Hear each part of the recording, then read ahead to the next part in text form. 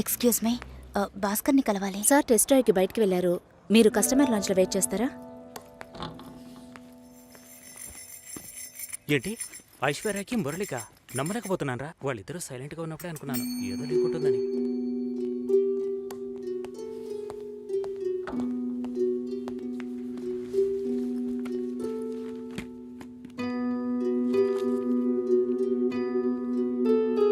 Sir, you can come. Okay.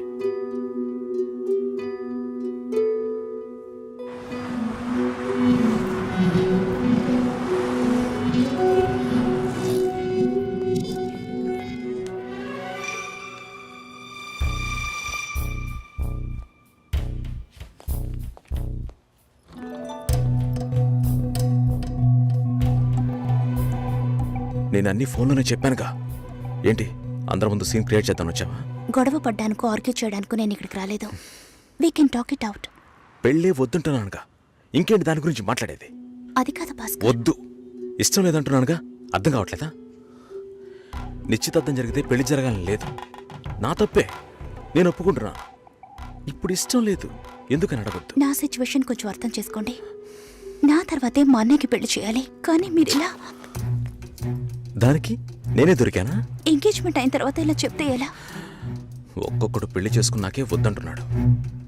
అయితే నన్ను పెళ్లి చేసుకొని వద్దని చెప్పండి. మరీ అంత తొందరగా ఉంటే దానికి వేరే ఎవరినైనా వెతుక్కో. బెంగళూరు వెళ్తున్నాం, ఫ్లైట్ లో వెళ్తున్నాం, లాట్స్ ఆఫ్ గర్ల్స్, సూపర్ మచా. సతీష్, ఏంటి నేను బెంగళూరుకి రావట్లేదు. చెప్పే. ఇంతసేపు నీతో నేనేం చెప్పాను? ఏం చెప్పావు? ఇద్దరం బెంగళూరుకు వెళ్దామన్నాను, సరే అన్నావు.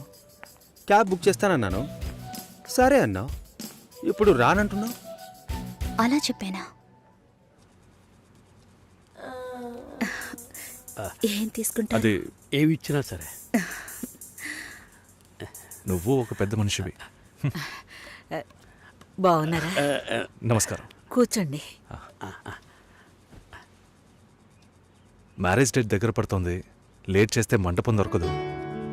ఇప్పుడు బుక్ చేస్తేనే ఇన్విటేషన్ ప్రింట్ చేయడానికి కరెక్ట్గా ఉంటుంది. మీరు ఎవరైనా వస్తే.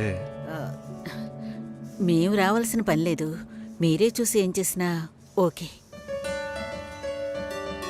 సరేనమ్మా, మేము వస్తాం. భాస్కర్ లేరా? బయటికి వెళ్ళాడు. వస్తే చెప్పండమ్మా, ఫోన్లో కూడా కాంటాక్ట్ అవ్వడం లేదు. చెప్తానులేండి. వస్తామండి.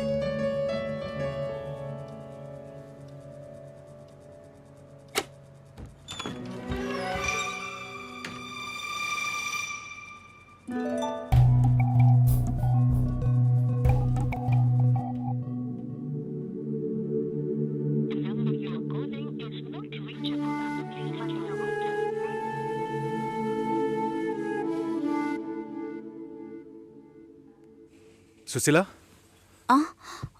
భాస్కర్తో మాట్లాడతావా? మండపం చూసాం, ఫోన్ చేస్తే తీయట్లేదు, కొంచెం మాట్లాడమంటావా? 3rd July wedding. సునీల్ వచ్చి.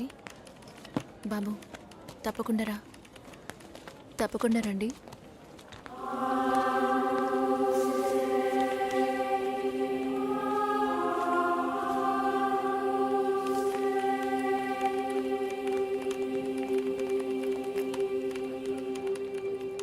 షోల్డర్ ఎక్కడా?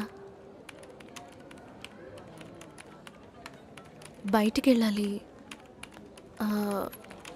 కార్ అడిగాను.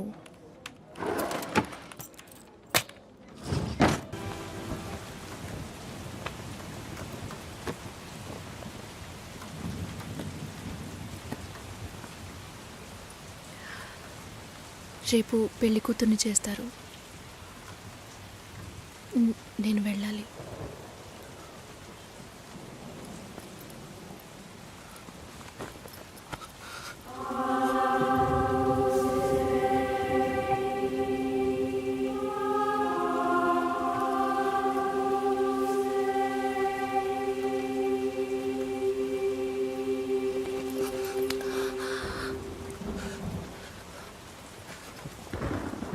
నేను చెప్పినప్పుడల్లా సీరియస్గా తీసుకోలేదు. ఎందుకు అలా చేస్తున్నావు?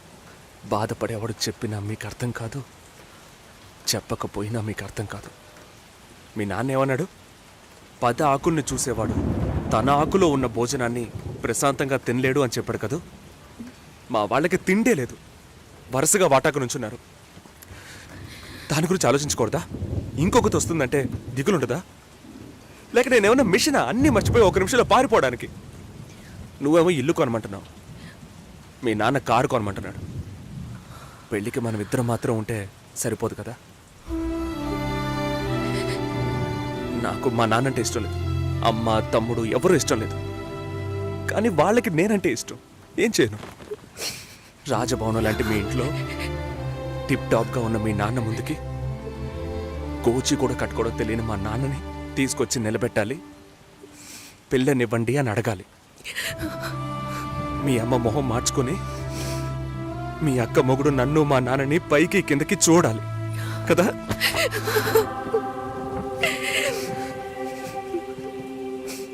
ఈ ఆలోచనలు ఎవరికైనా ఉంటాయి.